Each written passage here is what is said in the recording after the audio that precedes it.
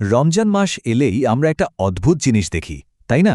একদিকে এটা সংযম আর ইবাদতের মাস, কিন্তু আরেকদিকে বাজারগুলোতে গেলেই মনে হয় চিত্রটা কেমন যেন উল্টো। একটা জনপ্রিয় স্যাটায়ার ভিডিওর উপর ভিত্তি করে আজকের এই আলোচনা। চলুন দেখি কিভাবে ইবাদতের কথার আড়ালে ব্যবসার হিসাবটাই বড় হয়ে ওঠে। এই একটা প্রশ্নই যেন পুরো আলোচনার কেন্দ্রবিন্দু। রমজান মাসে কি ব্যবসা করতে আইসি? কথাটা বিক্রেতারা এমনভাবে বলেন যেন এর চেয়ে সত্যি কথা আর হয় না, কিন্তু তাদের কাজে কি এর মিল পাওয়া যায়? এই বিদ্রুপাত্মক প্রশ্নটাই আমাদের দেখিয়ে দেবে কথা আর কাজের মধ্যে ফারাকটা আসলে কত বড়। এখানেই তো সেই অদ্ভুত বিরোধাভাস বা প্যারাডক্সটা, যে মাসটা সংযম, সহানুভূতি আর আল্লাহর সন্তুষ্টি অর্জনের জন্য, সেই মাসেই আমাদের নিত্য প্রয়োজনীয় জিনিসপত্রের দাম হয়ে যায় আকাশ ছোঁয়া। একদিকে ধার্মিকতার বয়ান, অন্যদিকে লাগাম ছাড়া মুনাফার খেলা। চলুন আমরা একজন সাধারণ ক্রেতার চোখ দিয়ে পুরো ব্যাপারটা দেখি। একদিকে বিক্রেতারা দাবি করছেন এটা ইবাদতের মাস, ব্যবসার নয়, আর অন্যদিকে বাজারে পা রাখলেই চোখে পড়ে এক কঠিন বাস্তবতা। এই দুয়ের মধ্যেকার লড়াইটাই আমরা দেখব। তো চলুন ক্রেতার সাথে আমরাও ঢুকে পড়ি বাজারের ভেতরে। একে একে বিক্রেতাদের সাথে কথা বলা যাক আর দেখা যাক তাদের এই ধার্মিকতার মুখোশের আড়ালে আসল চেহারাটা কেমন। আমাদের ক্রেতা তার বাজারের লিস্ট অনুযায়ী প্রথমে গেলেন ছোলার দোকানে। ইফতারিতে ছোলা ছাড়া কি আর ভাবা যায়? তো দেখা যাক প্রথম অভিজ্ঞতায় বা কেমন হয়। আর এখানেই তো শুরু আসল খেলা। বিক্রেতা খুব ভাবগম্ভীর মুখে বললেন, রমজান মাস ইবাদতের মাস, কিন্তু দাম জিজ্ঞেস করতেই উত্তর এলো কেজি ১২০ টাকা। অথচ ঠিক আগের দিনই এই ছোলার দাম ছিল ৮০ টাকা। ভাবা যায়, একদিনে এক লাফে দাম বেড়ে গেল ৪০ টাকা। কথায় আর কাজে কি বিশাল ফারাক! দাম বাড়ার কারণ হিসেবে বিক্রেতার যুক্তিটা আরও অদ্ভুত। তিনি বলছেন, আসরের পরে যে রমজানের চাঁদ উঠছে, এটা দেখেন নাই? কি অদ্ভুত যুক্তি! যেন রমজানের চাঁদ দেখা গেলেই সবকিছুর দাম বাড়িয়ে দেওয়াটা একটা নিয়ম। এই একটা কথাই তাদের ভণ্ডামিটা চোখে আঙুল দিয়ে দেখিয়ে দেয়। আচ্ছা, ছোলার ধাক্কা সামলে ক্রেতা এবার গেলেন একজন সবজি বিক্রেতার কাছে। এবারের লক্ষ্য হল বেগুন। ইফতারের জন্য গরম গরম বেগুনি ভাজা হবে। এই বিক্রেতা তো আরও এক ধাপ এগিয়ে। তিনি বলছেন, আপনাদের কেনা দামেই রাখব নে বাবা, কিন্তু সেই কেনা দাম হল কেজি ১৫০ টাকা। বোঝাই যাচ্ছে কেনা দাম শব্দটা এখানে স্রেফ দাম বাড়ানোর একটা কৌশল ছাড়া আর কিছুই নয়। যখন ক্রেতা অবাক হয়ে জিজ্ঞেস করলেন কিনা দামে বেচলে তার লাভ কি হবে, বিক্রেতা তখন ধর্মের রহমত আর বরকতের দোহাই দিলেন। বললেন, ১৫০ টাকায় বেগুন বেচলেও আমার ৮০ টাকা লাভ থাকবে।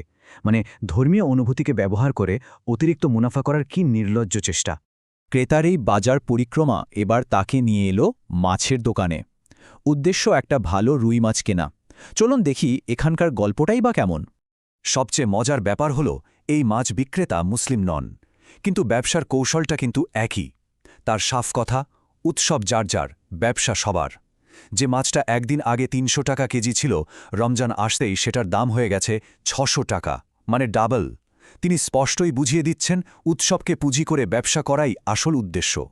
এতক্ষণের এই বাজার পরিক্রমায় একটা জিনিস একদম পরিষ্কার, রমজান মাসটা যেন অনেকের কাছে ব্যবসার এক বিশাল সুযোগে পরিণত হয়েছে, যেখানে বিশ্বাসকে ব্যবহার করে দেদারসে মুনাফা লুটা হচ্ছে।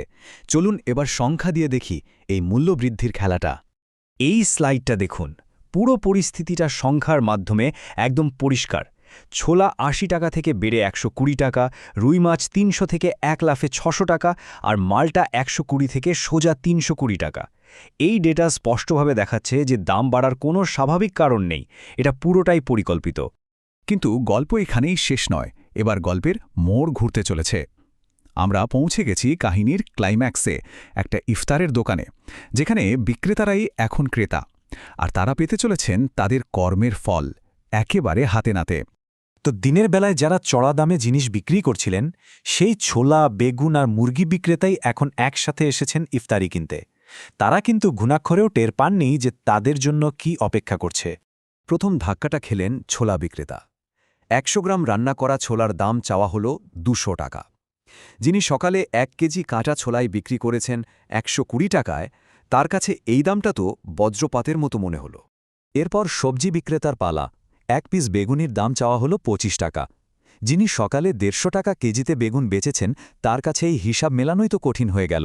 আর শেষ আঘাতটা এলো মুরগি বিক্রেতার ওপর। ১ পিস চিকেন চপের দাম ১৫০ টাকা। যিনি নিজে 260 টাকা কেজি দরে মুরগি বিক্রি করেছেন তিনিও এই দামে হতবাক হয়ে প্রতিবাদ করতে শুরু করলেন। আর ঠিক তখনই ইফতারি বিক্রেতা আসল কথাটা বললেন। তিনি বললেন, তোমরা যেমন বেশি বেশি দাম নিয়ে মাইনছেড়ে ঠকাইছ ওই রমজান মাসে, আমিও ওরকম তোমাগরে ঠকাইলাম। এটা ছিল তাদের জন্য আয়নার মতো। নিজেদের তৈরি করা সিস্টেমের কাছেই তারা ধরা খেয়ে গেল। এই মুখোমুখি হওয়ার মুহূর্তটাতেই গল্পের আসল সত্যটা বেরিয়ে আসে। এটা আসলে শুধু একটা প্রতিশোধের গল্প না, এর ভেতরে লুকিয়ে আছে এক গভীর শিক্ষা। ইফতারি বিক্রেতা তাদের বোঝালেন, বিশ্বের অন্যান্য দেশে রমজান মাসে জিনিসের দাম কমে, আর আমাদের দেশে তোমাদের মতো কিছু মানুষের জন্য দাম বেড়ে যায়। তিনি তাদের এই অনৈতিক কাজ ছেড়ে দিতে বললেন, আর এরপর তাদের সবাইকে বিনামূল্যে ইফতারি দিয়ে দিলেন, কারণ তার উদ্দেশ্য ছিল শিক্ষা দেওয়া, ব্যবসা করা নয়। এই ঘটনায় ওই বিক্রেতারা তাদের ভুলটা বুঝতে পারেন। তারা তওবা করেন আর প্রতিজ্ঞা করেন যে আর কখনো ইচ্ছে করে পণ্যের দাম বাড়িয়ে মানুষকে ঠকাবেন না। তাদের মধ্যে যেন একটা সত্যিকারের পরিবর্তন আসে। এই পুরো বিশ্লেষণ শেষে একটা অস্বস্তিকর কিন্তু জরুরি প্রশ্ন আমাদের সামনে এসে দাঁড়ায়। উৎসবের অর্থনীতি কি নৈতিকতা ছাড়াই চলতে পারে? যখন বিশ্বাস আর মুনাফার সীমারেখাটা ঝাপসা হয়ে যায়, তখন একটা সমাজকে তার মূল্য কিভাবে চোকাতে হয়?